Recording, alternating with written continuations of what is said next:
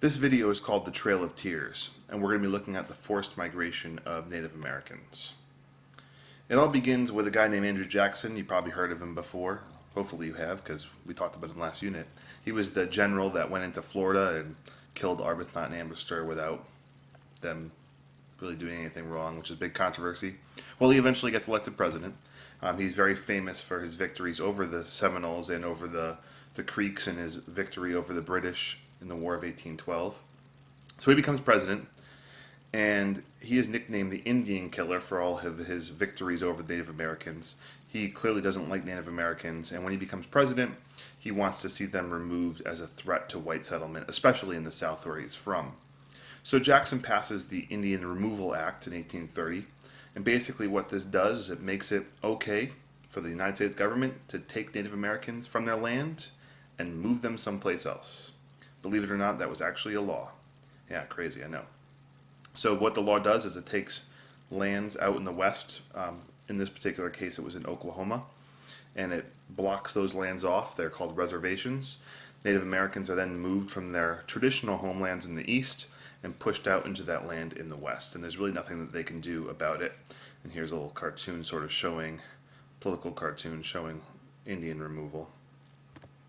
Now, obviously the Indian tribes are going to hate this law. One of those tribes was the Cherokees. And the Cherokees hate it because they basically have already done everything that the United States said that they were supposed to do. They adopted many ways of the Europeans and Americans. They formed their own written language, which many Native American tribes didn't do. They had their own newspapers. They had their own government. They had their own towns that looked very much like typical American towns. Had you walked into a Cherokee village in the 1830s, you probably wouldn't have noticed the difference between the Cherokees and any other village in Georgia at the time. It was very Americanized. The Cherokees, they wanted to just be left alone and to live their life, but the Indian Removal Act wouldn't let them do that. So the Cherokee people actually appealed to the United States Supreme Court for help to stop the Indian Removal Act. They lose their first case, but eventually they do win in the Supreme Court in the case Worcester versus Georgia. Basically said that the Cherokees are their own people. They don't have to follow the laws of the United States because they're kind of like their own subgroup. So because they don't have to follow the laws of the United States, they rule that the Indian Removal Act doesn't actually have any effect on them. So it's a pretty big win for the Cherokee. However, the Cherokee have some internal problems. The Supreme Court ruling was big for the Cherokee. It was a good thing. However, it didn't stop Americans' greed. The Americans still want the Cherokee lands. So despite the Supreme Court ruling, Americans are still calling for the Cherokee to be removed, and they're still trying to take Cherokee lands by moving onto the lands. And basically when the Americans move onto the lands, they cause trouble, there could be violence, and it's really bad. Some Cherokees, because of this behavior on the Americans, believe that the Cherokee removal is inevitable, and the Cherokees should just take the best deal possible and get out.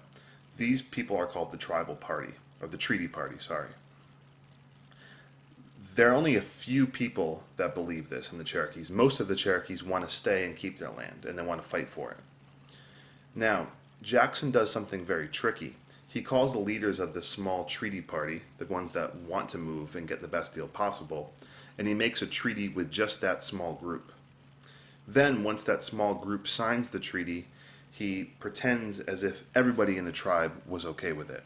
This treaty was called the Treaty of New Echota, and even though the whole tribe didn't agree, because the small group in the tribe does sign the treaty, the tribe can't stop it, and basically they lose all of their lands. They got $4.5 million for their lands, but they have to move. And $4.5 million for all the land they're giving up is practically nothing. So they basically got robbed. The treaty party inside the Cherokees cost all the Cherokees their land. Now, the Cherokees are forced to move, and because of the Treaty of New Echota and the Indian Removal Act, and this move happens in 1839, federal troops arrive and they basically force the Cherokees out of their homes. Many still don't want to leave.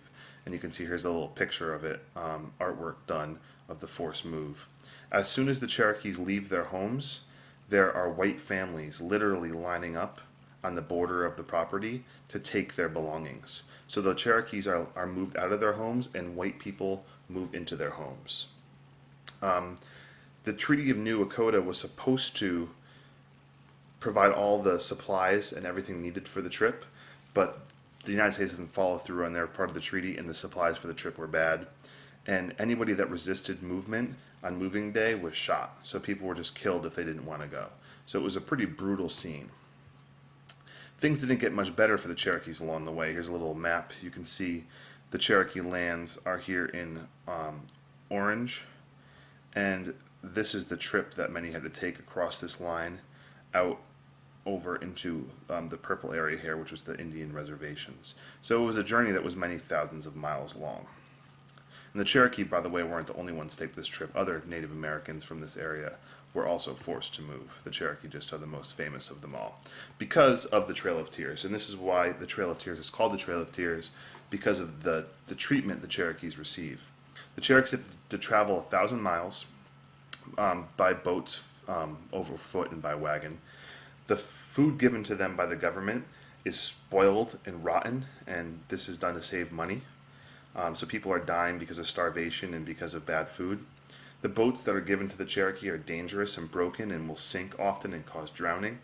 Disease is spreading throughout the camp because of unsanitary conditions. Old and young people are the most vulnerable on the trip. The soldiers are given orders not to help the sick and dying. There are about 15,000 Cherokees that go on the trip from their lands to the Indian reservation. Along the way, 4,000 die. That's more than 1 in 4. It's an incredible amount for a journey that long. So at the end of the journey here, the Trail of Tears is just one example. You're going to be reading more about this terrible treatment of the Native Americans on the Trail of Tears, but brutality, indifference, neglect were very common toward the Native Americans.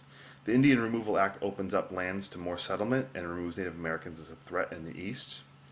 Reservation life is miserable for Native Americans. When the U.S. continues to expand west, the reservations set up in the 1830s are again taken from Native Americans and they are moved further west.